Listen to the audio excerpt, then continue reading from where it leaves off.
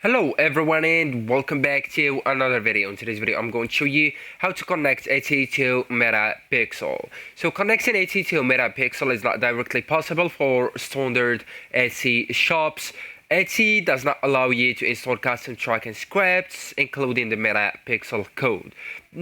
You may ask why direct installation doesn't work. So to install Metapixel, you normally need to add the JavaScript code inside your website. And the track event like view contents add to cart purchase.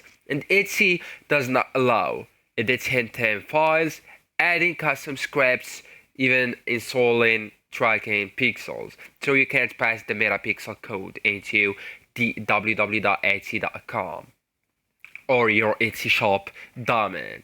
But what you can do instead, you can run the meta ads directly to Etsy, and that's limited tracking, okay? So you will need just to go to the meta ads manager, and after that you can create right here traffic or sales campaign and use your Etsy products link as the destination. So you will need just to go with the specific products and then just copy the link and paste it right there. However, you can or you cannot track conversation with Metapixel, and you only see a link, clicks, and basic ad data. So Meta cannot track purchases happening inside Etsy.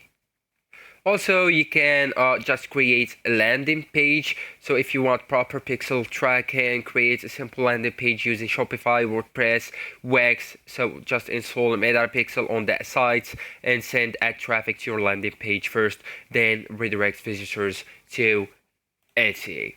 So actually guys, that's it. This is the end of the video. Thank you so much for watching and goodbye.